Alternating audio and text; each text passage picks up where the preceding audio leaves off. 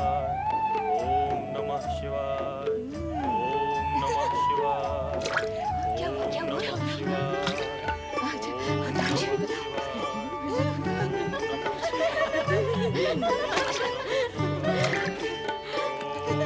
नमः शिवाय।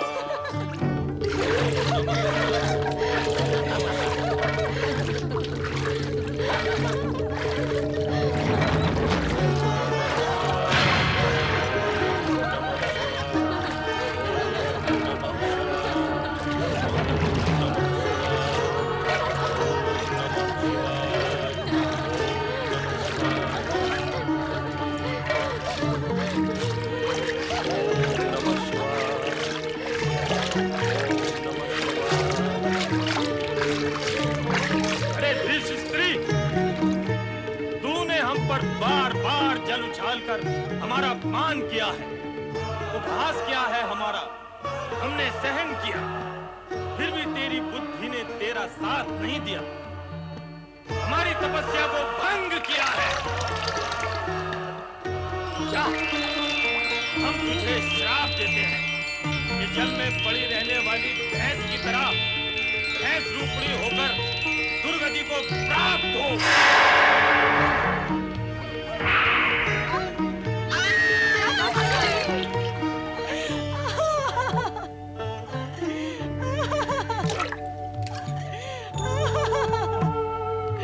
मुझे क्षमा करे ऋषिवर, मुझे क्षमा करे ऋषिवर।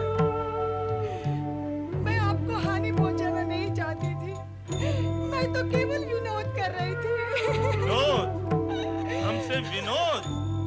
कौन है रे तू हमसे विनोद करने वाली? अपनी आयु देख, हमारी आयु देख, अपना जीवन देख, हमारा जीवन देख। तूने धृष्टता कैसे की हमारे साथ विनोद करने की? हम तुझे नहीं जानते, तू हमें नहीं जानती, फिर हमारे साथ विनोद कैसा रे?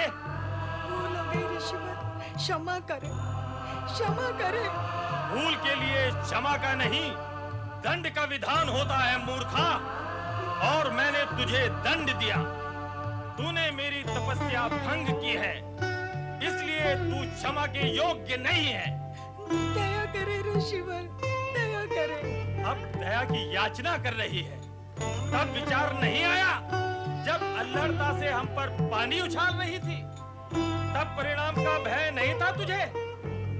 दुष्परिणामों का भय न होने से ही दुष्कर्म होते हैं, और दुष्कर्म वो पिशाचिनी है जो दुष्परिणामों की कई संतानों को जन्म दे डालती है। अब तू भी भुगत। ऋषिवर,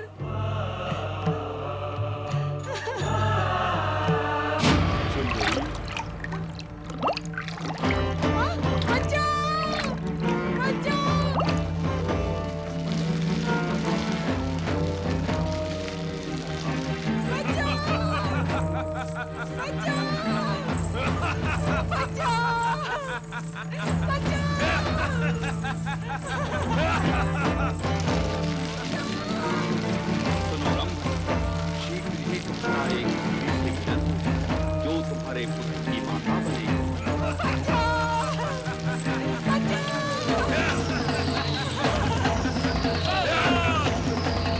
मेरे होते हुए पुत्री पर अत्याचार नहीं कर सकता। मैं पहले तुझे ही समाप्त करता हूँ।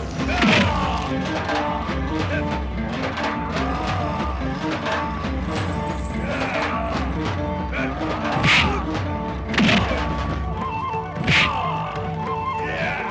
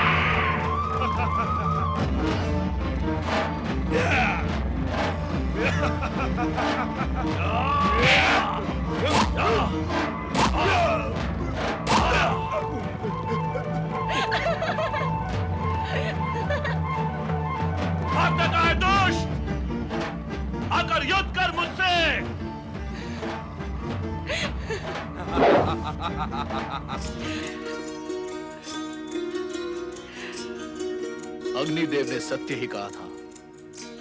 आपने तो मेरे हृदय पर विजय प्राप्त कर ली। यही है जो मेरे पुत्र की माता बनेगी। यदि आप मेरे जीवन साथी हो,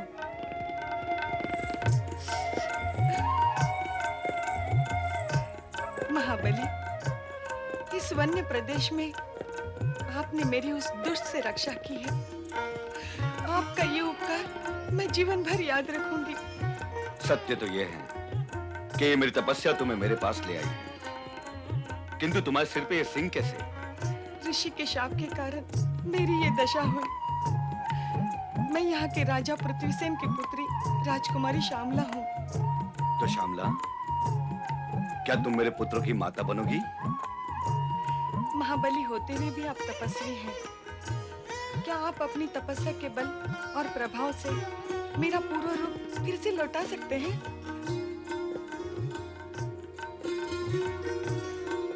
यदि तुम्हारा पूर्व रूप ना भी लौटा, तो इस रूप में भी तुम मुझे स्वीकार हो। प्रिय दानव सैनिकों, यक्षराज और यक्ष मित्रों, आज से राजकुमारी श्यामला हमारी महारानी है। ये हमारे पुत्र दानव राजकुमार की माता बनेगी और दानवों की वंश वृद्धि में ये सहायक होगी। दानव राज रंभ की जय, दानव महारानी श्यामला की जय।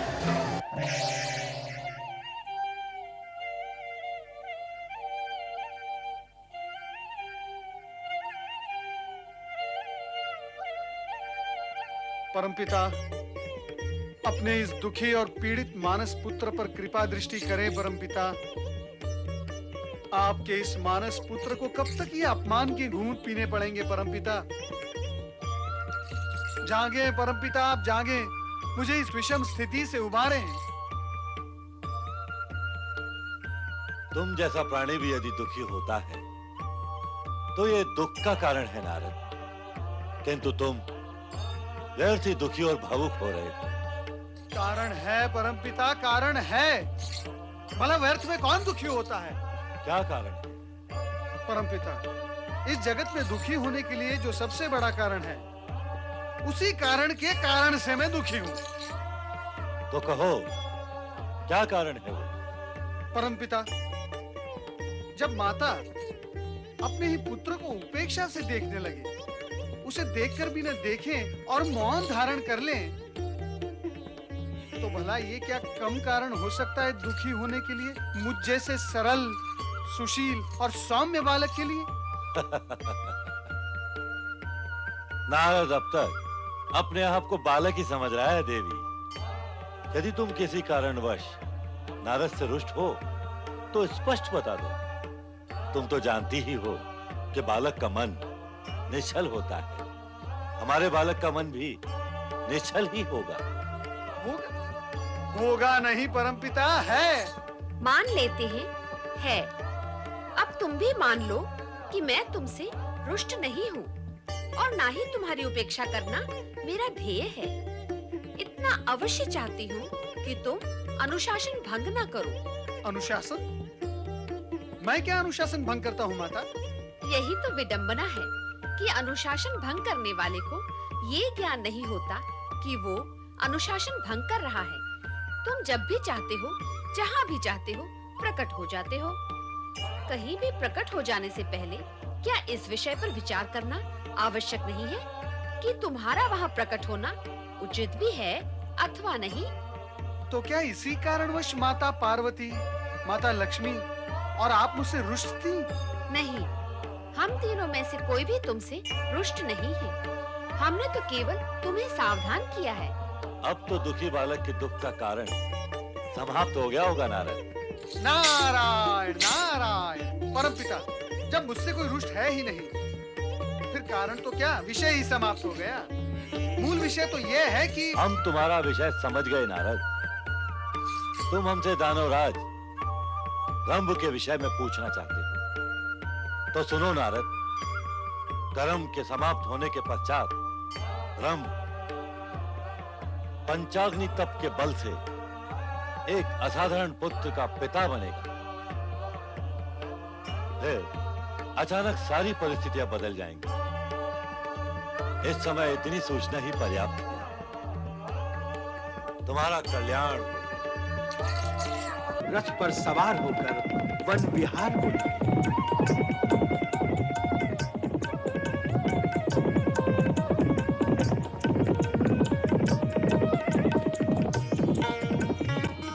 कहो दानव सामग्री श्यामला, तुम्हारे पिता राजा पृथ्वीसेन को समाप्त करके हमने ठीक किया या नहीं? जो पिता अपनी पुत्री को राक्षसी कहकर पुकारने लगे, उसे प्राण दंड देना उचित था या नहीं? जब पुत्री पुत्री न रहे और पिता पिता न रहे, तो उसके लिए दुख और शोक कैसा? आपने जो कुछ किया ठीक ही किया है दानवराज। मैं आपकी इस वीरता पर बहुत प्रसन्न हूँ। तुम हमारी वीरता पर प्रसन्न हो और हम इस बात पर प्रसन्न हैं कि तुम हमारे पुत्र की माता बनोगी। क्या तुम्हें भी इस बात की प्रसन्नता है? स्वामी, जगत में ऐसी कौन सी नारी है जो माता बनने पर प्रसन्न ना हो? मेरी प्रसन्नता की तो कोई सीमा ही नहीं है स्वामी। प्रसन्न होकर प्रसन्नता के बहुत श्लोक पढ़ लिए तुम दोनों ने। मैं सारी प्रसन्नता समाप्त कर दूंगा तुम दोनों की।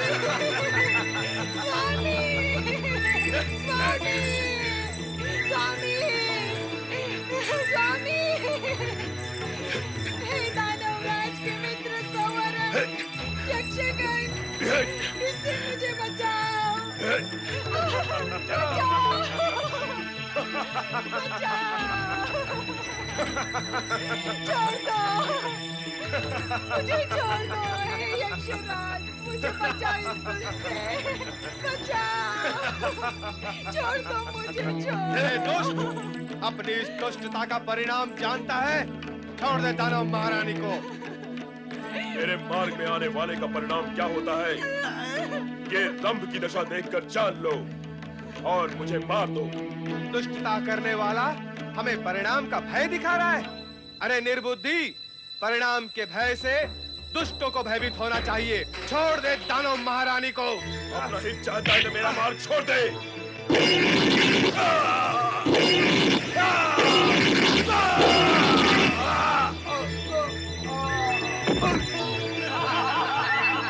स्वामी,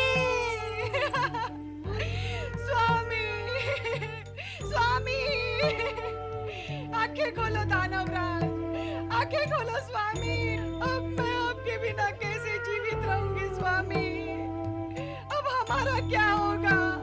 हमारे पुत्र का क्या होगा स्वामी? अब मैं कहाँ जाऊं? क्या करूं स्वामी? आंखें खोलिए स्वामी, स्वामी, स्वामी। दानव महारानी, धैर्य धारण करें।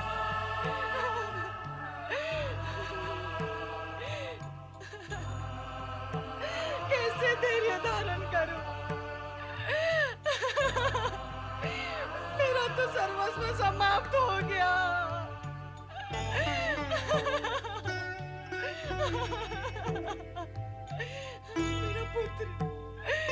मेरा पुत्र, हे विधाता, ये तूने क्या किया? दानव महारानी, इस समय धैर्य धारण करने के अतिरिक्त अन्य क्या उपाय है? भावी बच्चे का विचार करके आपको धीरज तो रखना ही होगा। दानवराज रंभ वीरता से युद्ध करते हुए वीर गति को प्राप्त हुए हैं। आपकी रक्षा करते हुए इन्होंने अपने प्राण त्यागे हैं। अब आपका कर्तव्य है कि आने वाले शिशु की रक्षा करते हुए अपने आप को संयमित करें। इनके प्रतापी पुत्र को सकुशल जन्म देकर इनकी वंशवृद्धि की इच्छा को पूर्ण करें। नहीं, नहीं, नहीं।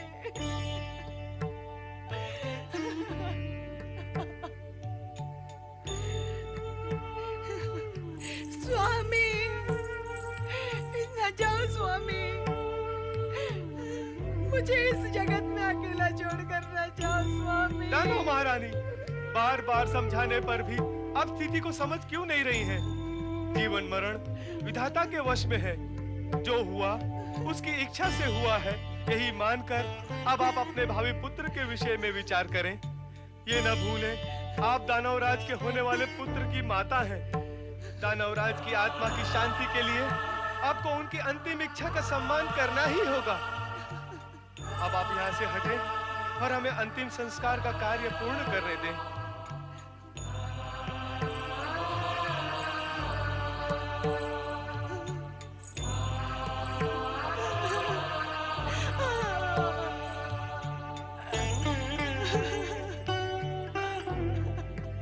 हे अग्निदेव, दानवराज रंभ ने समर्पित भाव से आपकी आराधना की है। कृपया कर चिता में प्रकट होकर दानवराज को अपने में समाहित करें।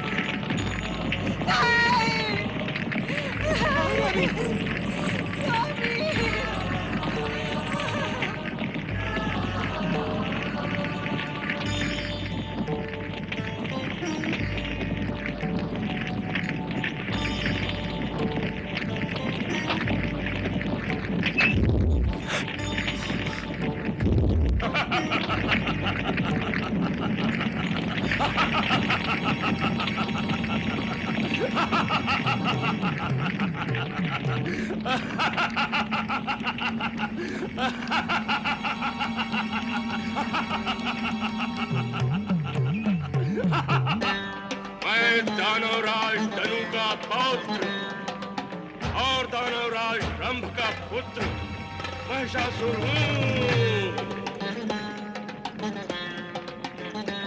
महिषासुर का जन्म दानवों की रक्षा व उत्थान के लिए हुआ है। मैं दानवों के प्रति होने वाले अन्याय का प्रतिशोध लूंगा। महिषासुर तीनों लोकों पर दानव साम्राज्य का ध्वज फहराएगा।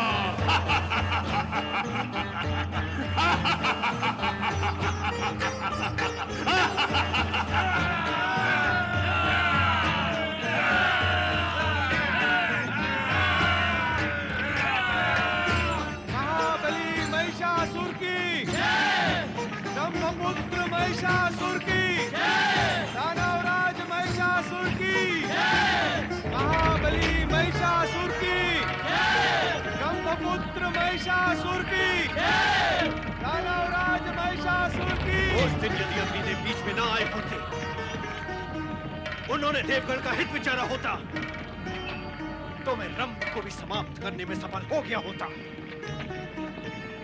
यदि रंभ ना होता तो आज यह महिषासुर भी ना होता देवर्षि। पर अब आई हुई विपदा से तो अब निपटना ही होगा ना देवराज। क्यों होता है ऐसा देवर्षि? सदा होता है, ऐसा ही होता है। विपदा आती है, हम शक्ति संचित करके उसे भगाते हैं, वो भाग जाती है, किंतु फिर आ जाती है। हम दुख कष्ट पीड़ा झेलकर उसे पुनः भगाते हैं, वो पुनः आ जाती है।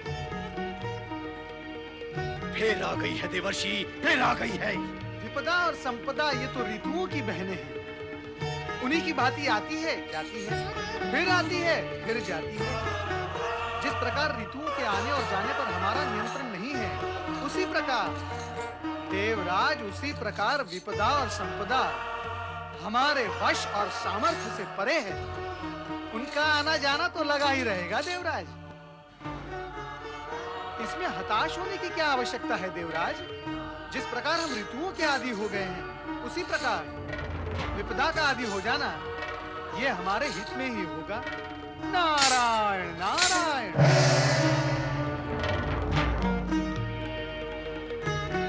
अब क्या होगा देवराज? यही अग्निदेव ने भी सोचा होता कि भविष्य में अब क्या होगा। वे नहीं सोच सके, किंतु अब हमें तो सोचना ही होगा देवराज। महिषासुर को उसकी माता श्यामला ने अग्नि में जन्म दिया है, अर्थात इस दानव की शक्ति में वृद्धि हुई है। दानव शरीर से तो शक्तिशाली होते ही हैं, केवल मन, आत्मा और बुद्धि से ही दुर्बल होती है। किंतु युद्ध तो शरीर ही करता है। और ये दानव महिषासुर स्वर्ग पर अधिकार करने की घोषणा जन्म लेते ही कर चुका है। अर्थात देव दानव युद्ध अवश्य भावी है।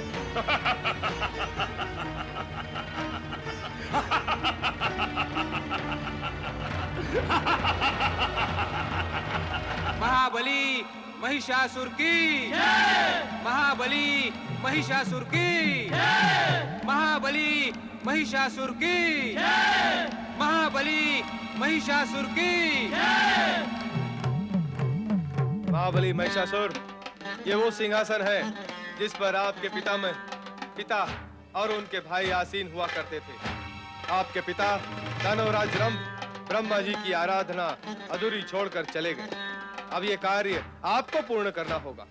इस कार्य को पूर्ण किए बिना पूर्वजों की महत्वाकांक्षाएं पूर्ण नहीं होगी। हम अपने पिता की चिता से उत्पन्न हुए हैं यक्षराज, और उनकी आत्मा की प्रतिध्वनि हमारे भीतर गूंज रही है। हमारे सामने वो सब दृश्य स्पष्ट हो रहे हैं जो हमारे पिता ने अपने जीवन काल में देखे थे। दुष्ट इंद्र ने मायावी मगर बनकर हमारे चाचा क्रंभ को जीवित निगल डाला। वही इंद्र हमारे पिता का वध करने भी आया था, किंतु अग्निदेव ने उनकी रक्षा की और इंद्र अपने उद्देश्य में सफल नहीं हो सका। इंद्र हमारा सबसे बड़ा शत्रु है, और जब तक हम इंद्र को दंडित नहीं करते, हमारे मन को शांति नहीं होगी। हाँ महाबली, इसमें संदेह नहीं कि इंद्र ने आपके वंश को मिटाने का पूरा प्रयत्न किया था, किंतु विधाता की इच्छा के विरुद्ध वो कुछ कर नहीं सका। किंतु ये भी सत्य है कि इंद्र अत्यंत अभिमानी है। अभिमान के वशीभूत होकर ही उसने हम यक्षों को अपमानित और प्रताड़ित कर स्वर्ग से बहिष्कृत किया था। उस अभिमानी का अभिमान हम अवश्य खंडित करेंगे। वह तो करना ही होगा। अभिमान में चूर इंद्र ने आपके पिता के रक्षक अग्निदेव को भी देवताओं के स्थान से पदोच्युत कर अपमानित किया। देव दानव मानव सभी उसके द्वारा पीड़ित हुए हैं, सभी उससे प्रतिशोध लेना चाहते हैं, किंतु अब तक किसी ने प्रतिशोध दिया नहीं। कैसे लेंगे? उसके अन्याय और अनीति का विरोध सभी करते हैं, सभी उससे प्रतिशोध लेना चाहते हैं, किंतु इंद्र की कुटिलता, क्रूरता और दुष्टता के कारण किसी का वश नहीं चलता। ऐसा नहीं है यक्षराज संभरण, उसकी कुटिलता और दुष्टता का वश हम पर नहीं चलेगा। मेरा भी मानना यही है महाबली महिषासुर कि इंद्र का सामना आप जैसा बलशाली दानव ही कर सकता है। यक्षराज, प्रतिशोध की भावना भुजाओं में महाशक्ति उत्पन्न कर देती है। और उस पर यदि प्रतिशोध किसी दानव का हो तो महाशक्ति के विस्तार का अंत ही नहीं होता। मैं आपसे सहमत हूँ महाबली, किंतु इतने पर भी आपको सावधान रहने की आवश्यकता है। सावधान? हमें किससे सावधान रहना होगा? क्या इंद्र से? हाँ दानवराज, कारण कि आपके पितामह धनु ने ब्रह्मा जी से वरदानी शक्ति प्राप्त किए बिना ही स्वर्ग पर आक्रमण कर दिया था और उन्हें परास्त होना पड़ा था। इंद्र ने अपनी दिव्य शक्ति के बल पर ही उन्हें पराजित किया था। अतः इंद्र पर आक्रमण करने से पूर्व आपको ब्रह्मा जी से वरदानी शक्ति प्राप्त करनी ही होगी। जिसे ब्रह्मा जी की वरदानी शक्ति प्राप्त होती है, उसका इंद्र की दिव्य शक्ति कुछ भी अहित नहीं कर सकती। यक्षराज, आप यही कहना चाहते हैं ना कि हमें ब्रह्मा जी की तपस्या करने के बाद ही इंद्र के सामने जाना चाहिए? हाँ महाबली, मेरा अभिप्राय यही है। तो ठीक है यक्षराज, हम अपने पिता के समान पंचाग्नि तप कर ब्रह्मा जी को प्रसन्न करेंगे और उनसे वरदान प्राप्त करेंगे। अब उस दुष्ट इंद्र को बताएंगे कि दानवों और निर्दोष यक्षों को पीड़ा देने का परिणाम क्या होता है। महाबली महिषासुर की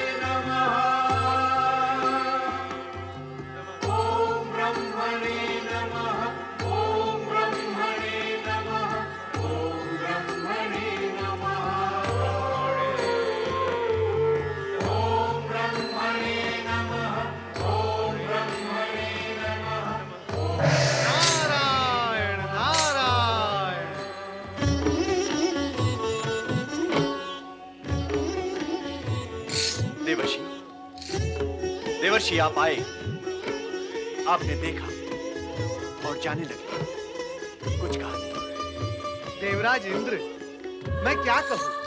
आप मुझसे क्या सुनने की अपेक्षा रखते हैं? देवर्षि, देवताओं के शुभचिंतक से शुभचिंतन की ही अपेक्षा रख सकते हैं देवर्षि। वैसे हम और आप जो देख रहे हैं उसका प्रारंभ भी हम देख चुके हैं। आप महिषासुर के जन्म की चर्चा कर रहे हैं देवराज? उस चर्चा से इस दृश्य का महत्व अधिक हो गया देवर्षि। आप फिर चिंतित हो गए देवराज? चिंता का विषय तो आपके सम्मुख है देवर्षि। महिष के सींगों वाला यह असुर उसी समय से भीतर चिंता बनकर आ बैठा है। अब तो यह महाचिंता बन चुका है। कृपा कर इस विपदा से मुक्त होने का उपाय बताएं देवर्षि। नारायण नारायण। देवराज इंद्र, मेरे बताए गए उपाय आपके लिए अपनाना संभव ही नहीं। आप उन्हें अपनाएंगे ही नहीं, ये मैं भली भांति जानता हूँ। इसीलिए इस विषय में मेरा मौन रहना ही उचित है। देवर्षि नारद, सारा जगत जानता है कि आप देवताओं के सबसे बड़े शुभचिंतक हैं अथवा नहीं? मैं सभी का शुभचिंतक हूँ और सभी का शुभचिंतन भी करते रहता हूँ। आप देवर्षि हैं ना, अर्थात देवताओं के ऋषि, तो सर्वप्रथम अधिकार आप पर देवताओं का है। आप कृपया कर देवताओं को इस नए संकट से मुक्ति दिलाएं और आपका देवर्षि नाम सार्थक करें। उत्तम, अति उत्तम। देवी शची, आप तो राजनीति की भाषा बोल रही हैं। वाह! मैं तो केवल आपको अपना कर्तव्य का ज्ञान करा रही हूँ देवर्षि। देवी शची, कर्तव्य के ज्ञान की शिक्षा क्या आप मुझे आपसे प्राप्त करनी होगी। मैं अपने कर्तव्य से कभी विमुख नहीं होता और कृपया कर आप मुझे इसका स्मरण न कराएं। उत्तम तो यही होगा कि आप इस बात पर ध्यान दें कि आपके पति देवराज इंद्र अपना कर्तव्य निभाते हैं या नहीं।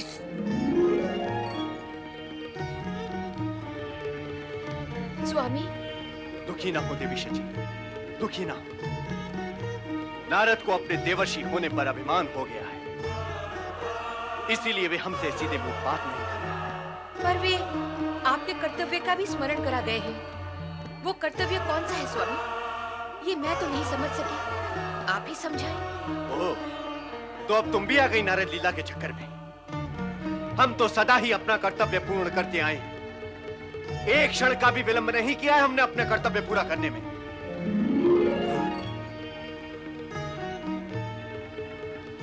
अचानक देवराज कहाँ चले गए?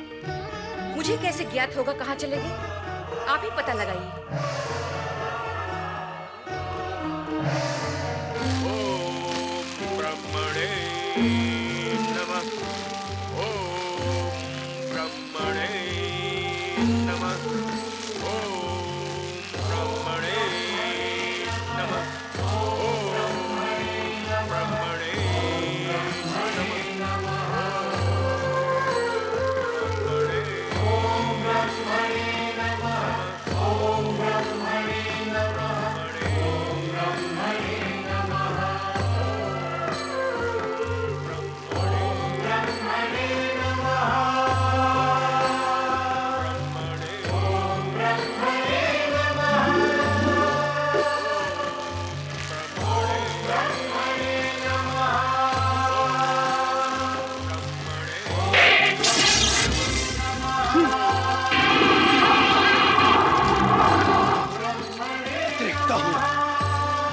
देखता हूं अग्निदेव कि तुम कब तक इस दुष्ट की रक्षा कर सकोगे।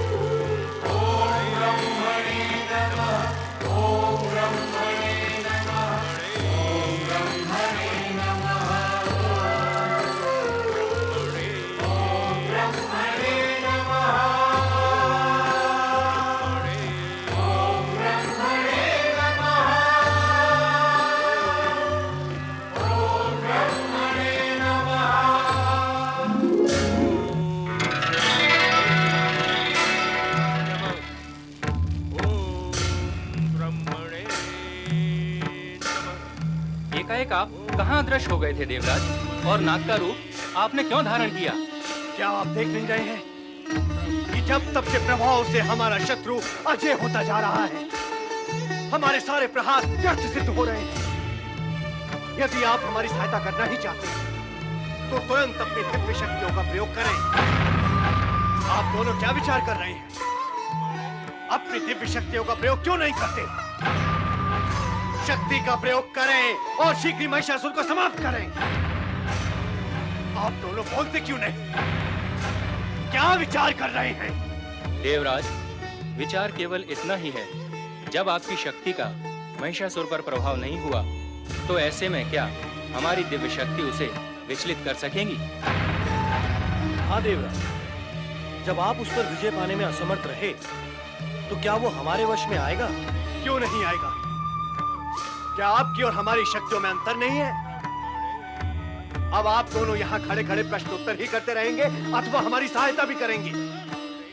तनिक प्रयत्न करें। आपकी आज्ञा मानकर हम प्रयत्न भी कर लेते हैं देवराज।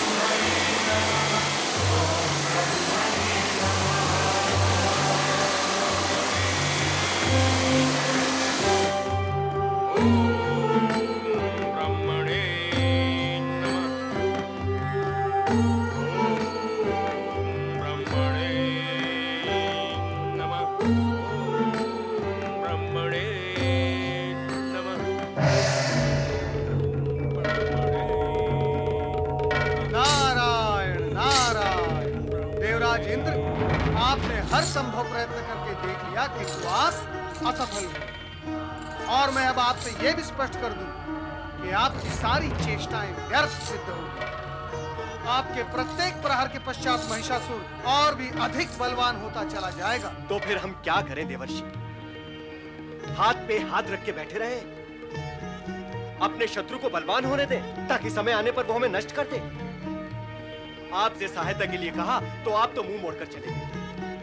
आप ना तो हमारी सहायता करते हैं और ना हमें कुछ करने देते हैं। तो फिर हम करें तो क्या करें? देवराज, आपका शत्रु जिसे आप नष्ट करना चाहते हैं वो इस समय क्या कर रहा है? क्या कर रहा है? ये आप भी देख रहे हैं और हम भी देख रहे हैं कि वो कठोर तपस्या कर रहा है। हाँ, अब इतना और बता दे कि वो कठोर तपस्या क्यों कर रहा है? तीनों लोगों पर अपना अधिकार स्थापित करने के लिए, हमसे स्वर्ग हरण के लिए और देवता और मानवों पर अत्याचार करने के लिए। और अब आप ये भी जानते हैं कि उसे ये सब करने के लिए परमपिता ब्रह्मा जी का वरदान चाहिए और कठोर तपस्या के बल पर वो वरदान प्राप्त भी कर लेगा।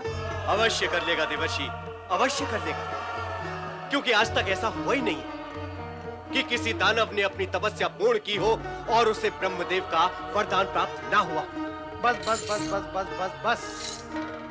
मेरा अंतिम प्रश्न देवराज, मेरा अंतिम प्रश्न आपसे यह है कि एक दानव कठोर तपस्या करके परमपिता ब्रह्मा जी से वरदान प्राप्त कर सकता है और उस वरदानी शक्ति से हरण, हत्या, अनाचार, अत्याचार कर सकता है। फिर आपके साथ कौन सी विवशता है? आप स्वर्गाधिपति होकर भी परमपिता ब्रह्मा जी अथवा भगवान भोलेनाथ की कठोर तपस्या करके उनसे वरदान नहीं प्राप्त कर सकते? उस वरदानी शक्ति से स्वयं की रक्षा नहीं कर सकते? शक्ति संचित करके महिषासुर को पराजित नहीं कर सकते? बताएं देवराज, बताएं आपके साथ कौन सी विवशता है? विचार करें आप देवराज। जगत यदि ये सत्य जान गया कि एक दानव तपस्या करने में समर्थ है, कठोर तपस्या करके परमपिता ब्रह्मा जी से वरदान प्राप्त करने में समर्थ है और अपनी अनुचित महत्वाकांक्षाओं को भी पूर्ण करने में समर्थ है, किंतु स्वर्गाधिपति देवराज इंद्र तपस्या करने में असमर्थ है, स्वयं की रक्षा करने में असमर्थ है। नारायण नारायण, आपकी कैसी छवि का निर्माण होगा उनकी दृष्टि में? इसका भी कभी विचार किया है आपने? आप मौन क्यों हैं? मेरे प्रश्न का उत्तर दे देवराज। क्या आपका मौन इस सत्य की स्वीकृति है कि दानव देवताओं से अधिक शक्तिशाली, समर्थ और श्रेष्ठ है? नहीं, ऐसा नहीं है देवर्षि। तो क्या दानव देवताओं की अपेक्षा अधिक सक्रिय हैं, परिश्रमी हैं, तपस्या करने में समर्थ हैं? ऐसा भी नहीं है देवर्षि। तो फिर कैसा है देवराज, कैसा है? आपने अभी तक तपस्या आरंभ क्यों नहीं की? आप महिषासुर की कठोर तपस्या से भयभीत होकर अनुचित व्यवहार तो करने लगे, किंतु उससे भी अधिक कठोर तपस्या करके स्वयं को उससे अधिक शक्तिशाली बनाने का कार्य आपने नहीं किया। क्यों नहीं किया देवराज? आप यदि स्वयं को और स्वर्ग को सुरक्षित रखना चाहते हैं तो महिषासुर से भी अधिक कठोर तपस्या करें और परमपिता ब्रह्मा जी, भगवान भोलेनाथ और श्री हरि विष्णु को प्रसन्न करें। इसके अतिरिक्त आपकी सुरक्षा का अन्य कोई उपाय नहीं है देवराज। नारायण नारायण। देखा आपने, देवर्षि नारद हमें तपस्या में संलग्न करके निष्क्रिय कर देना चाहते हैं। उधर हम तपस्या करते रहेंगे और इधर महिषासुर ब्रह्मा जी से वरदान प्राप्त कर हमारे स्वर्ग पर अधिकार प्राप्त कर लेगा। पता नहीं क्यों देवताओं के हित चिंतक देवर्षि देवताओं का अहित विचारने लगे। अर्थात आप तपस्या नहीं करेंगे? नहीं, हम ये मूर्खता कदापि नहीं करेंगे। ओम ब्रह्मणे नमः। ओम ब्रह्मणे नमः। ओम ब्रह्मणे नमः। ओम ब्रह्मणे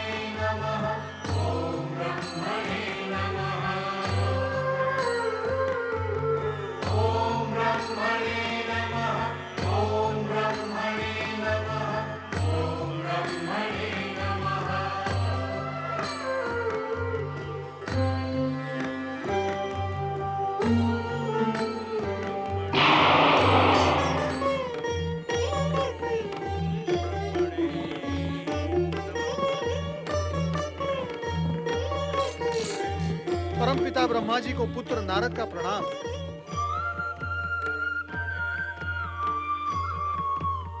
परमपिता,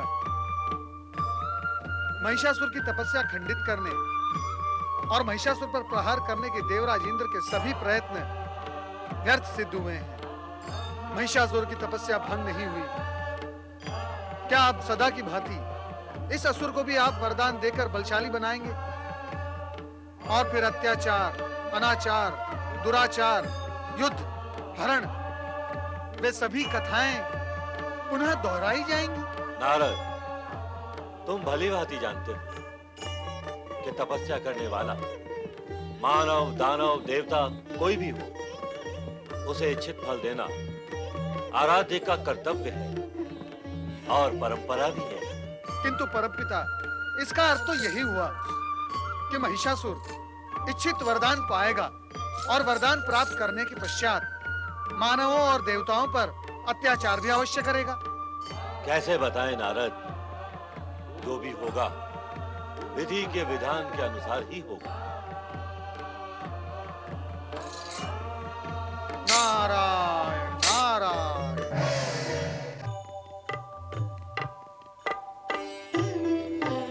आओ नारद, हम तुम्हारा स्मरण कर रहे थे। ये तो चमत्कार हो गया, ये तो चमत्कार हो गया प्रभु कि आप मेरा स्मरण करने लगे। जगत तो यही जानता है कि नारद हर समय हर घड़ी नारायण नारायण का स्मरण करता है। अब आप ये बता दें कि आप मेरा स्मरण किस कारण कर रहे थे? यही बताने के लिए कि तुम्हारे मन में उठ रहे प्रश्नों का समाधान हम नहीं कर पाएंगे नारद। कारण प्रभु?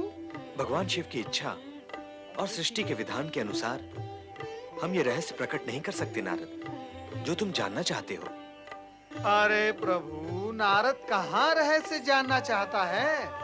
नारद तो केवल रहस्य का संकेत मात्र जानना चाहता है। आप अपने परम भक्त को रहस्य का संकेत भी नहीं देंगे?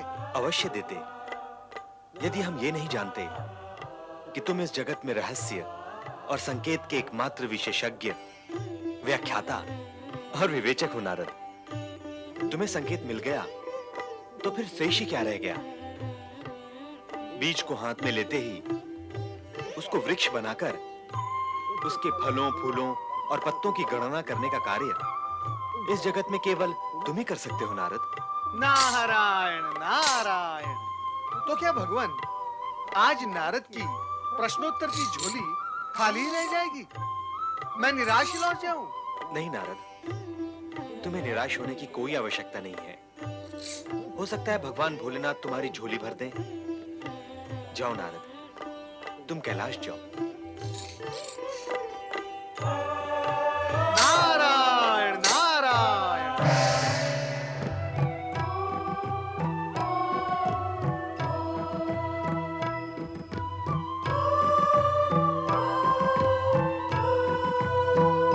पार्वती, देवी पार्वती।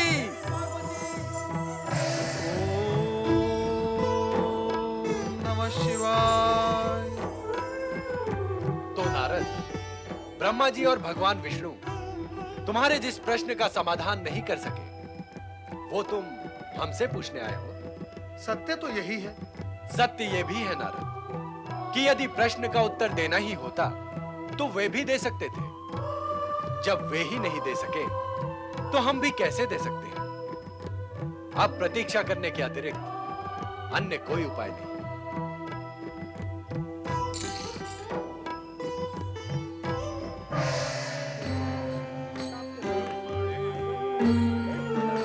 नारायण नारायण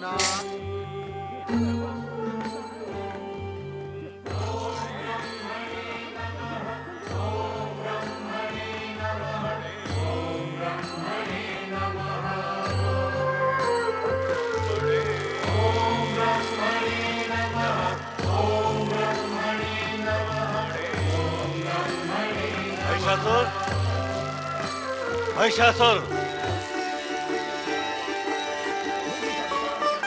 जय हो ब्रह्मदेव, जय हो। हमारे आराधक महिषासुर हम तुम्हारी एक निष्ठ तपस्या से प्रसन्न हुए। ब्रह्मदेव, मैं आपके दर्शन पाने के लिए व्यग्रता से प्रतीक्षा कर रहा था। तुम्हारी ये व्यग्रतापूर्ण तपस्या ही हमें तुम तक ले आई है महिषासुर। कहो, क्या चाहिए तुम्हें? मैं अमर होना चाहता हूँ ब्रह्मदेव।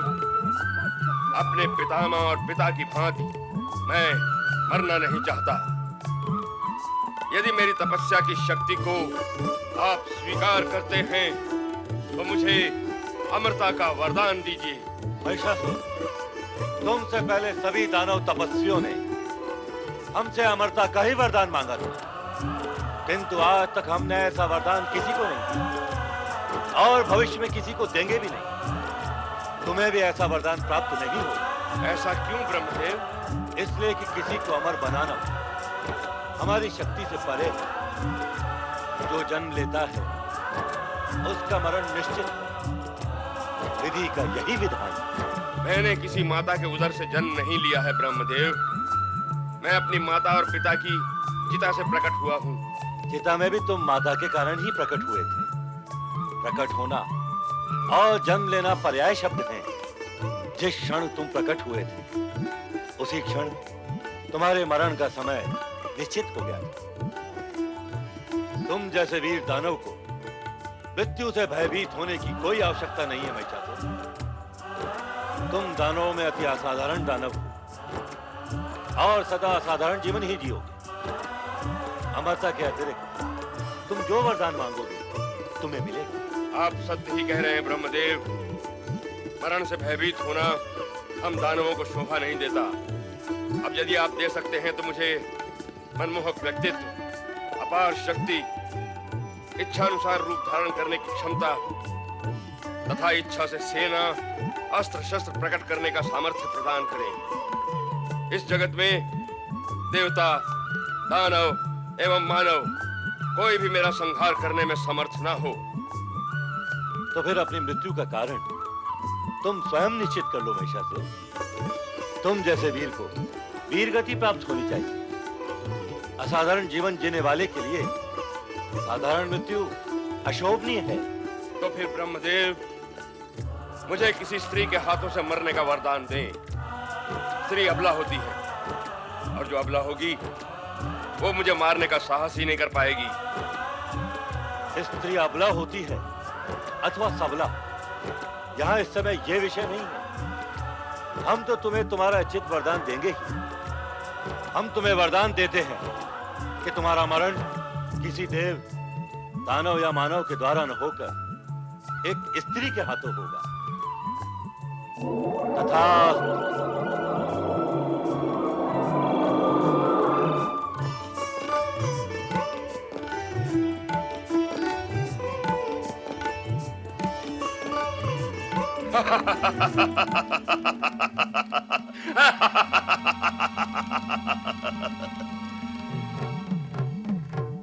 मुझे अपनी वरदानी शक्ति को परखना चाहिए। मनमोहक व्यक्तित्व,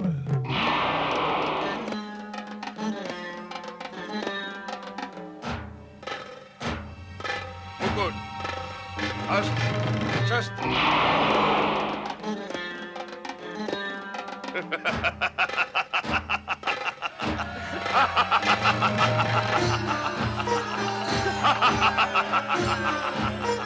महाबली महिषासुर की, दानववीर महिषासुर की, महाबली महिषासुर की, दानववीर महिषासुर की, महाबली महिषासुर की, दानववीर महिषासुर की। नारायण नारायण। देवराज इंद्र, आश्चर्यचकित होने का कोई कारण नहीं है। यह अट्टहास महिषासुर को परमपिता ब्रह्मा जी द्वारा प्राप्त वरदान की प्रसन्नता का परिणाम है। उसे इच्छित वरदान प्राप्त हुआ है देवराज। अब वो देव, दानव अथवा मानव किसी के भी द्वारा मर नहीं सकता। अतः बुद्धिमानी इसी में है कि आप उसे मारने का विचार त्याग कर चुपचाप उसकी शरण में चले जाएं। देवर्षि, आप क्या यहाँ हमें कायरता का उपदेश देने आए हैं? नारायण नारायण, क्या करूं देवराज, वीरता का उपदेश आप समझते कहाँ हैं? एक हितैषी होने के नाते मैंने आपको तपस्या करने का परामर्श दिया था।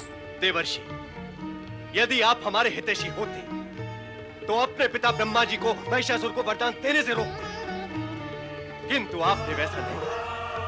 अतः अब हमें भी आपके परामर्श की कोई आवश्यकता नहीं है। नारायण नारायण, अभी वो युग और समय नहीं आया देवराज कि पुत्र पिता को रोक सके।